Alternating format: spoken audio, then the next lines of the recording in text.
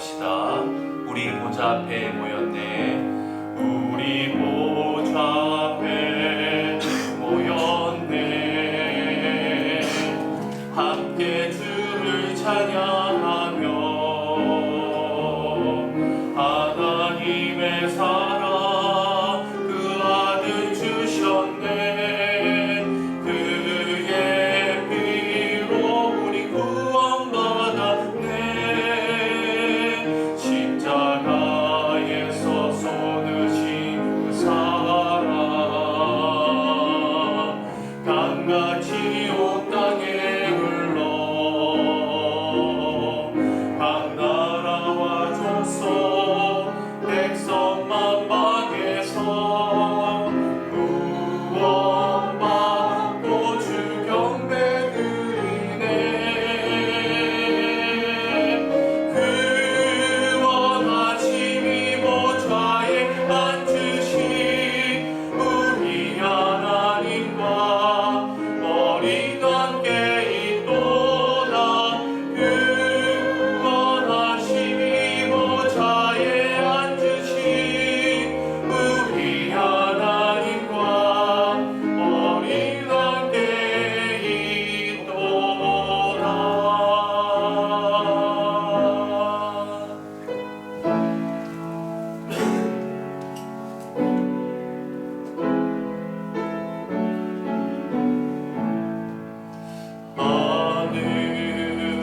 하늘에 계신 아버지 이름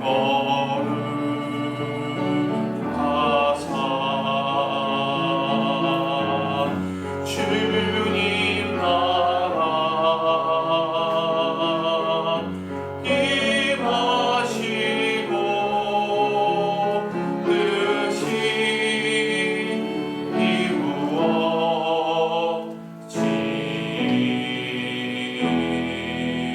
이루어지이다. 일용할 양식 주시고 우리들의 큰 죄 다 용서하옵시고 또 시험에 들게 마시고 악에서 구원하소서. 주의 나라 주의 권세 주의 영광 영원히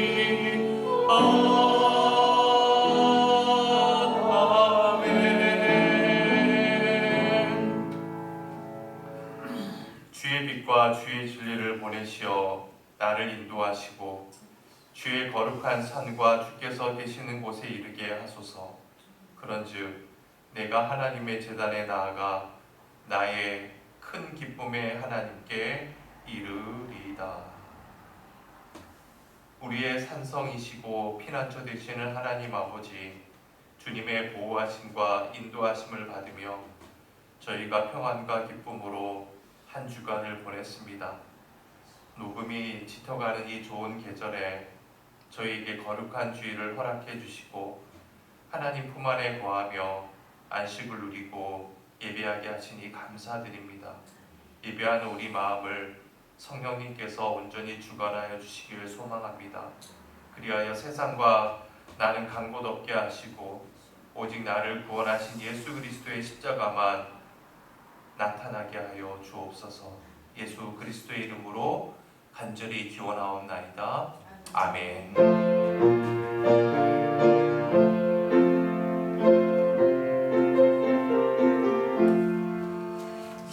즐겁게 안식할 날 반갑고 좋은 날 내 마음을 편케 하니 즐겁고 기쁜 날 이 날에 천하 만민 다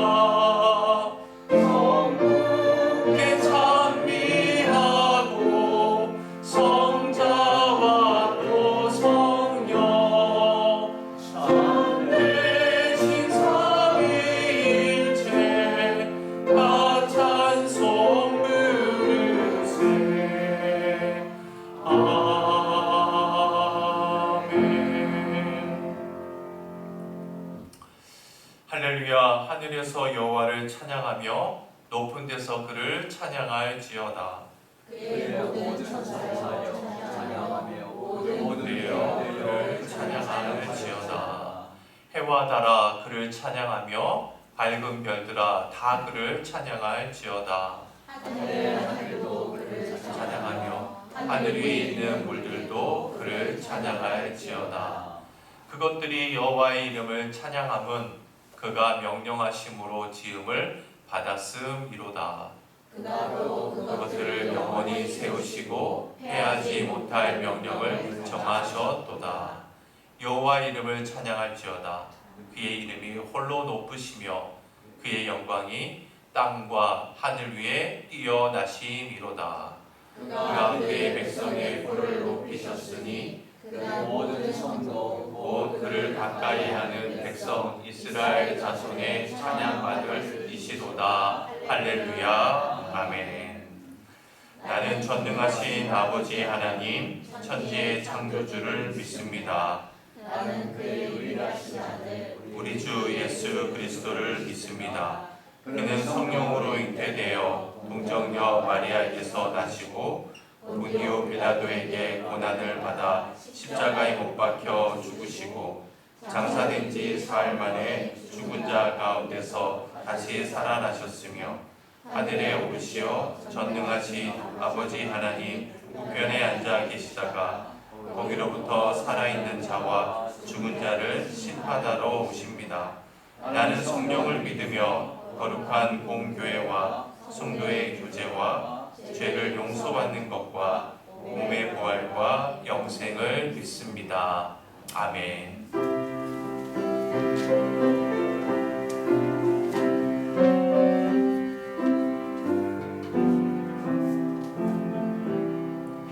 주의 곁에 있을 때 마음이 든든하오니 주여 내가 살 동안 인도하여 주소서. 주여 나를 인도하소서. 마른 세상 살 동안 주여 인도하소서.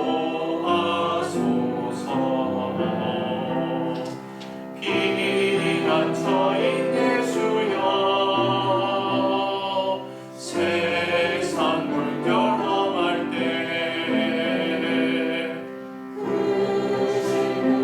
베푸사 나를 숨겨주소서.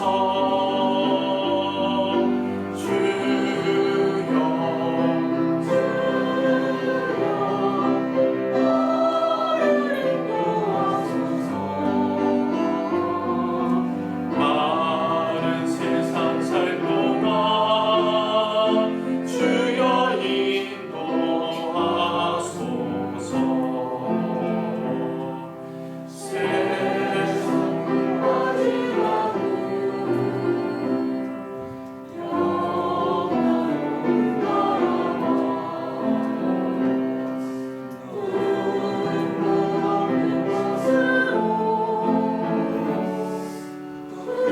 들어가게 하소서. 주여 나를 인도하소서. 마른 세상 살 동안 주여 인도하소서.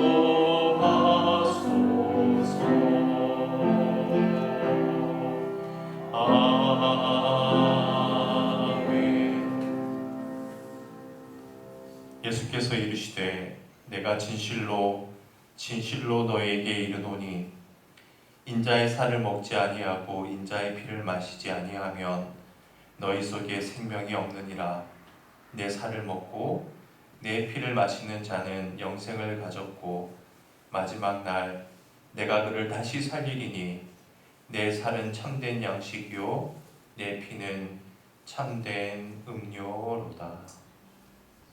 주님, 오늘 우리에게 성찬 예식을 허락하시고 예수님께서 십자가에 찍히신 살과 피에 동참하는 은혜를 베풀어 주셔서 감사합니다. 우리의 모든 죄와 허물을 십자가의 보혈로 깨끗이 씻어주사 우리의 몸과 마음까지 정결케 하여 주옵소서. 예수 그리스도의 십자가 외에는 결코 자랑할 것이 없음을 날마다 깨달아 살아가는 저희들의 삶이 되게 하여 주옵소서. 이제 주님의 떡과 잔을 들고 축사하오니 우리의 죄악과 교만과 욕심과 이기심이 그리스도의 살과 피로 성결케 되는 역사가 우리의 삶 가운데 있게 하여 주옵소서. 예수님의 이름으로 축사하며 기도드리옵나이다. 아멘.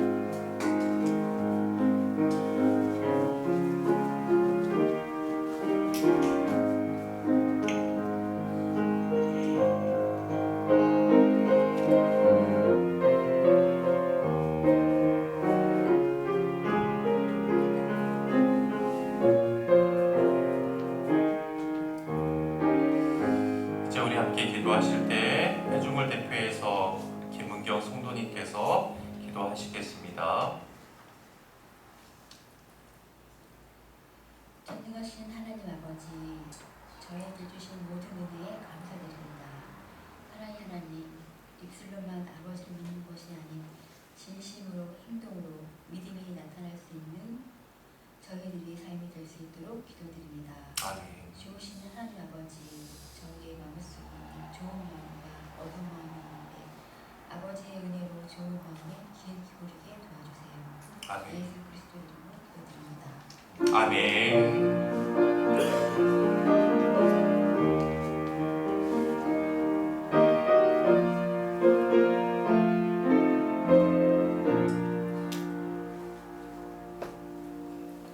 오늘 하나님께서 우리에게 주시는 말씀입니다. 요한복음 14장 15절로 21절 말씀, 우리 다 기립하셔서 한 목소리로 공독해 보겠습니다. 시작. 너희가 나를 사랑하면 나의 계명을 지키리라. 내가 아버지께 구하겠으니 내가 또 다른 구일사를 너희에게 주사 영원토록 너희와 함께 있게 하리니 그는 진리의 영이라. 세상은 능히 그를 받지 못하나니 이는 그를 보지도 못하고 알지도 못함이라. 그러나 너희는 그를 아나니 그는 너희와 함께 거하시며 또 너희 속에 계시겠음이라. 내가 너희를 고아와 같이 버려두지 아니하고 너희에게로 오리라. 조금 있으면 세상은 다시 나를 보지 못할 것이로되 너희는 나를 보리니 이는 내가 살아있고 너희도 살아있겠음이라. 그 날에는 내가 아버지 안에 너희가 내 안에 내가 너희 안에 있는 것을 너희가 알리라. 나의 계명을 지키는 자라야 나를 사랑하는 자니 나를 사랑하는 자는 내 아버지께 사랑을 받을 것이요 나도 그를 사랑하여 그에게 나를 나타내리라. 이는 하나님의 말씀입니다. 아멘.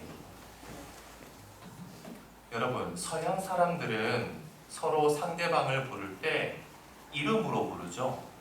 친구끼리, 나이가 비슷한 사람끼리는 당연한 거고요. 상대적으로 젊은 사람이 나이 많은 사람들에게, 어르신들에게도, 심지어는 장인, 장모에게도 이름을 부릅니다. 여러분 생각해 보세요. 저보다 한참 젊은 어린, 저기 우리 고개 숙이고 있는 예성 형제가 저보고 헤이 준서 이렇게 하면 어떨까요? 제가 기분이 참 안 좋을 것 같아요. 화를 낼 것 같습니다. 제가 미국에 있을 때 그런 생각을 해보았습니다. 만약 우리 아들이 커서 미국 사람과 결혼한다고 하면 어떨까? 그러면 며느리 될 사람이 저를 뭐라고 부르겠어요? 당연히 헤이 준서 이렇게 부를 거 아니겠습니까?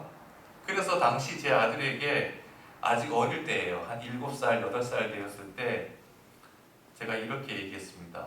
야, 너는 미국 여자와는 절대로 결혼하지 않았으면 좋겠어. 그랬더니 제 아들이 뭐라고 했는지 아세요? 네, 알겠어요, 아빠. 저는 한국 여자가 좋아요. 아마도 미국 학생들한테 좀 인종차별을 당했는지 모르겠습니다. 그런데 여러분, 아무리 서양 사람이라도 부모에게는요, 직계 부모에게는 절대로 이름을 부르지 않습니다. 뭐라고 할까요? 대리 또는 마미 이렇게 부릅니다. 그리고 또 한 사람 있어요. 대통령에게만큼은 이름을 부르지 않습니다. 뭐라고 하는지 아시죠? 미스터 프레지던트. 아직은 이제 여성이 대통령이 된 적이 없기 때문에 미스터 프레지던트라고 불러요. 여하튼 우리에게 부모가 있다는 것은요, 얼마나 귀한 복인지 모릅니다. 반면에 이 세상에서 제일 불쌍한 사람이 있다면 아마 고아일 거라고 생각됩니다. 그런데 여러분, 오늘 말씀을 통해서 저와 여러분도 고아와 같다는 것을 기억할 필요가 있습니다. 우리는 옛날에도 고아였고 지금도 고아와 같을 수 있다는 것을 기억해야 합니다. 아마 나이가 이제 연세가 많으신 분들은 옛날에 자랄 때 모습을 생생하게 기억해 보면 일제강점기나 그리고 6.25 전쟁을 겪으면서 또 보릿고개를 겪으면서 우리나라의 거의 모든 국민들이 극심한 가난으로 못 살지 않았습니까? 당시에는 먹을 것이 없었습니다. 입을 것도 없었죠. 그래서 부모는 계셨지만 마치 고아처럼 고아와 같은 상태에서 클 수밖에 없었던 것이죠. 본문에 나와 있는 예수님의 제자들도 마찬가지였습니다. 그들도 모두 고아와 같았습니다. 그들은 예수 믿고 새 사람이 되었고 영적으로 거듭난 사람이 되었습니다. 하지만 그들은 집과 가정을 떠났기 때문에 가진 것이라고는 아무것도 없었고 사랑해주는 사람도 없었고 자기 힘으로 살 수가 없었습니다. 그들이 3년 동안 배운 것이라고 하는 것은 예수님을 믿는 것, 예수님을 의지하는 것만 배웠지 자기 힘으로 할 수 있는 것은 아무것도 없었습니다. 그런데 갑자기 예수님께서 제자들을 불러놓고 이렇게 이야기하는 거예요. 얘들아, 이제 내가 떠날 때가 가까이 왔다. 이제 떠나야 된다는 거예요.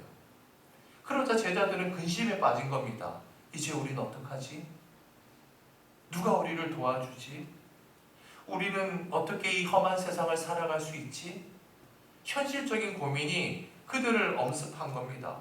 바로 이때 주님께서 주신 말씀이 요한복음 14장 12절 말씀이에요. 함께 읽어볼까요? 시작. 내가 진실로 진실로 너희에게 이르노니 자는 내가 하는 일을 그도 할 것이요 또한 그보다 큰 일도 하리니 이는 내가 아버지께로 감이라. 물론 이 말씀은 제자들에게 엄청난 위로와 희망이 되었을 겁니다.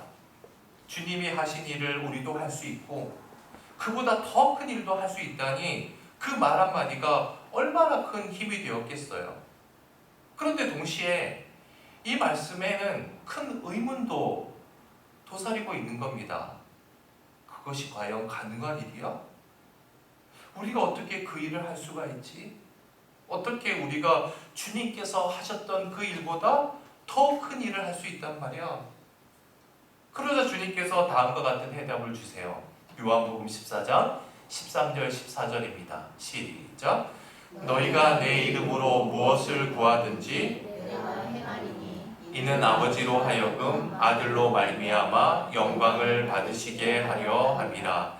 내 이름으로 무엇이든지 내게 구하면 내가 행하리라. 주님께서는 제자들 곁을 떠나시지만 그들은 기도로 주님과 하나가 되어서 그 일을 감당할 것이라고 하는 그런 약속입니다. 이 약속도 얼마나 큰 위로가 되는 약속이에요. 하지만 여러분, 이 말씀도 뭔가 썩 개운치 못합니다. 왜냐하면 이제 몇 시간 후면 주님께서는 체포되세요. 고난을 당하세요. 십자가에 못 박혀 돌아가시고 맙니다. 막상 주님이 무참하게 돌아가시는 그 현장을 목격하게 된다면 제자들이 받을 그 충격이 얼마나 크겠습니까? 그래서 주님께서는 다음과 같이 말씀하고 있습니다. 18절입니다. 시작. 내가 너희를 고아와 같이 버려두지 아니하고 너희에게로 오리라. 여러분, 얼마나 감격적인 말씀이에요. 얼마나 감격적인 약속입니까? 어떠한 경우에도 심지어는 제자들이 주님을 외면하는 그 순간에도 제자들과 결단코 함께 하시겠다는 주님의 그 굳건한 약속인 겁니다. 그런데 그 약속으로 그치지 않았어요. 하나 더 약속을 하십니다. 16절 시작. 내가 아버지께 구하겠으니 그가 또 다른 보혜사를 너희에게 주사 영원토록 너희와 함께 있게 하리니. 주님께서 제자들에게 또 무엇을 주신다고요? 보혜사. 여러분 다 같이 한번 따라해 봅시다. 보혜사. 그럼 이 보혜사란 말은 좀 어려워요. 그쵸? 한자어기 때문에. 한자어를 풀이하면 지킬 보, 은혜해, 스승사입니다. 한자를 굳이 풀이하면 은혜로 보호하고 가르치는 스승, 이렇게 풀이할 수 있겠죠. 그런데 이 보혜사를 원어인 헬라어는 이렇게 번역을 했습니다. 한번 따라해 보세요. 파라클레토스. 좀 크게 좀 해보세요. 파라클레토스. 예, 파라클레토스라고 해요. 근데 이 파라클레토스는요, 합성어입니다. 파라는 뭐뭐 곁에, 부르다, 돕다를 뜻하는 칼레오, 이렇게 합쳐진 합성어예요. 풀이하면 곁에서 돕는 자. 영어는 뭐라고 번역했냐면 카운셀러라고 번역했습니다. 카운셀러라는 말을 많이 들어보셨죠? 뭐 상담자, 위로자 이렇게 번역할 수 있어요. 그래서 이것을 정리해서 풀이하면 이렇게 우리가 보혜사를 정리해서 정리할 수가 있습니다. 내 곁에서 나를 돕고 위로하시는 분. 함께 읽어볼까요? 시작. 내 곁에서 나를 돕고 위로하시는 분. 그러니까 여러분 성경에 보혜사라는 그 구절에 나오면 이 단어는 내 곁에서 나를 돕고 나를 위로하시는 분이다. 이렇게 이해하시면 되겠죠. 그런데 여러분, 본문을 자세히 보면 그냥 보혜사가 아니라 뭐라고 하죠? 또 다른 보혜사. 여러분, 이게 무슨 의미일까요? 우리 예수님 역시 뭐였죠? 보혜사였다는 겁니다. 그렇습니다. 육신의 몸을 입고 이 땅에 오신 주님께서는 죽음과 죄악과 어둠 속에 빠져있는 인간을 곁에서 돕기 위해 오신 보혜사였습니다. 몸을 입고 오신 그 보혜사께서 이제 이 땅을 떠나실 때가 되었을 때 하나님 아버지께서 또 다른 보혜사를 보내시고 영원토록 인간을 도와줄 것이라고 약속하고 있는 것이죠. 자, 그러면 영원토록 우리와 함께 하시면서 우리를 곁에서 도우실 또 다른 보혜사란 구체적으로 누구를 의미하는 걸까요? 26절 함께 보겠습니다. 시작. 보혜사 곧 아버지께서 내 이름으로 보내실 성령 그가 너희에게 모든 것을 가르치고 내가 너희에게 말한 모든 것을 생각나게 하리라. 또 다른 보혜사란 누구를 지칭하죠? 성령. 성령님이라는 거예요. 여러분, 성령은요, 이 성령을 가리켜서 하나님의 영 또는 주의 영, 때로는 예수님의 영이라고 부르고 있어요. 그 이유는 성령님이란 곧 삼위일체 되신 하나님으로서의 성령님이신 까닭입니다. 여러분, 그렇습니다. 성자 하나님이신 예수님께서 이 땅을 떠나신 후에는 성령 하나님께서 영원토록 우리와 함께 계시면서 우리를 돕고 계신다는 거예요. 그러면 여러분, 성령님은 대체 어떤 분이시고 어디에 계시기에 우리를 영원토록 도울 수 있다는 걸까요? 주님께서 본문을 통해 이렇게 또 설명합니다. 17절 시작. 그는 진리의 영이라 세상은 능히 그를 받지 못하나니 이는 그를 보지도 못하고 알지도 못함이라. 그러나 너희는 그를 아나니 그는 너희와 함께 거하시며 또 너희 속에 계시겠음이라. 예수님을 대신해서 예수님과 질적으로 동일한 분으로 우리 곁에 오셔서 우리를 위로하고 돕는 진리의 영, 그가 바로 보혜사 성령님이시라는 거예요. 여러분, 그렇습니다. 성령님께서는 진리의 영이세요. 진리의 영으로 우리 속에 거하고 있습니다. 그 성령님에 대해서 26절이 뭐라고 하죠? 26절 한번 다시 읽어볼까요? 시작. 보혜사 곧 아버지께서 내 이름으로 보내실 성령 그가 너희에게 모든 것을 가르치고 내가 너희에게 말한 모든 것을 생각나게 하리라. 우리 속에 거하시는 성령님께서는 우리를 진리로 가르치신대요. 가르치신다는 겁니다. 또한 진리 가운데로 우리를 인도하시고 생각날 수 있도록 도와주신다는 겁니다. 자, 역시 본문을 통한 주님의 말씀을 또 한 군데부터 볼까요? 15절과 21절 상반절, 24절 상반절입니다. 시작. 너희가 나를 사랑하면 나의 계명을 지키라.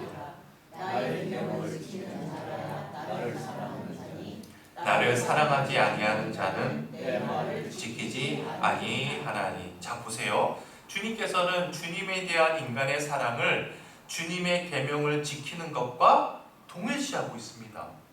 여러분, 생각해 보세요. 이 말씀 자체가 얼마나 무시무시한 말씀입니까? 얼마나 엄중한 말씀입니까? 우리가 아무리 주님을 사랑한다고 고백할지라도 주님의 계명, 주님의 말씀을 지키지 않는다면 그건 주님에 대한 사랑이 아니라는 거예요. 그렇다면 도대체 허물 많고 연약하기 짝이 없는 우리가 어떻게 주님의 계명을 제대로 지키며 살아갈 수 있습니까? 우리 자신의 힘과 능력으로는 절대로 불가능합니다. 그러나 내 속에 진리의 영이신 성령님께서 계시기 때문에 가능하다는 거예요. 그분이 나를 도우시는 보혜사이기 때문에 가능하다는 겁니다. 그러면 우리는 이제 해답을 얻게 됩니다. 더러운 욕망으로 오염되고 마비된 우리의 양심이, 우리의 영혼이 어떻게 새롭게 회복될 수 있을까요? 우리의 자력으로는 불가능합니다. 그러나 진리의 영이신 성령님께서 우리 안에 계시기 때문에 가능합니다. 그분이 우리를 도우시기 때문에 가능합니다. 그분의 진리로 우리의 양심을, 우리의 영혼을 정결케 해주시기 때문에 가능합니다. 우리 17절 말씀을 다시 한번 봉독해 볼까요? 시작. 그는 진리의 영이라 능히 그를 받지 못하나니 이는 그를 보지도 못하고 알지도 못함이라. 그러나 너희는 그를 아나니 그는 너희와 함께 거하시며 또 너희 속에 계시게 했음이라. 세상은 진리의 영이신 성령님을 보지도 알지도 못해요. 그러나 우리는 그분을 모두 알고 있답니다. 왜요? 그분이 바로 우리 속에 계시기 때문입니다. 여러분, 잠시 눈을 한번 감아 보십시오. 그리고 여러분 오른손으로 여러분 가슴 속에 손을 한번 얹어 보십시오.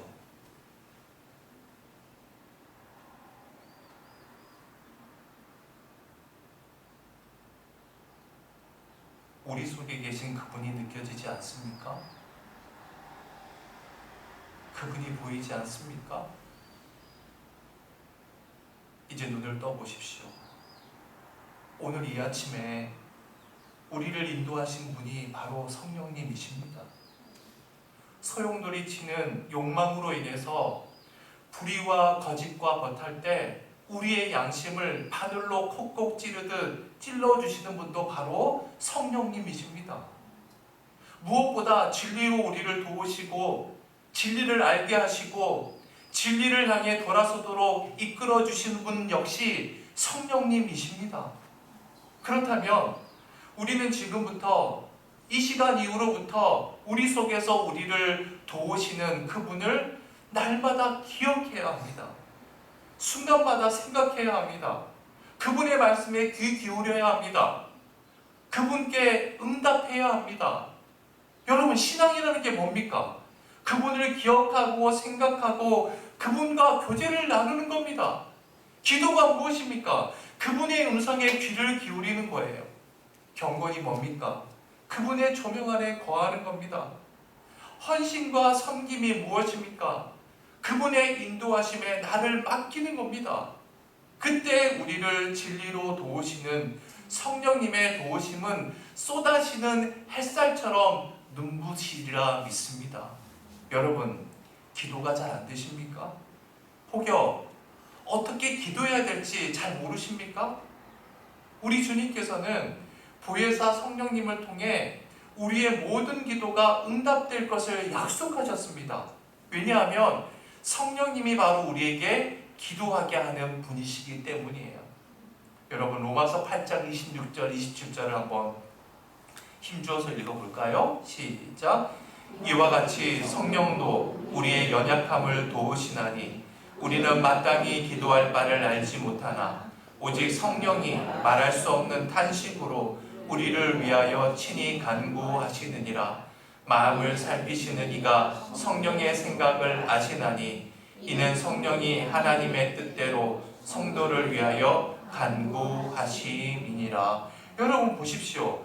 우리가 무엇을 위해 기도해야 할지 모를 때에도, 그리고 하나님의 뜻을 모를 때에도 우리를 도우시는 보혜사 성령님께서 말할 수 없는 탄식함으로 우리를 대신해서 기도해 주신다는 겁니다. 따라서 여러분, 여러분의 삶의 현장에서 반드시 이것을 적용해 보셔야 합니다. 여러분의 가정에서, 직장에서, 사업장에서, 또한 학교에서, 화장실 안에서도 괜찮아요. 자동차 안에서도 괜찮습니다. 눈을 감고 있어도 되고 상황이 여의치 않으면 눈을 뜨셔도 됩니다. 그리고 성령님을 의지해서 기도의 자리로 나가 보십시오. 보혜사 성령님께서 여러분의 심령을 친히 만져주시리라 믿습니다. 사랑하는 교우 여러분, 보혜사 성령님이 우리의 기도를 중보하고 계심을, 돕고 계심을 결코 잊지 마시길 바랍니다. 왠지 아십니까? 그분은 진리의 영이시기 때문입니다. 우리 결단의 찬양 366장 함께 부르시면서 예물을 봉헌하겠습니다.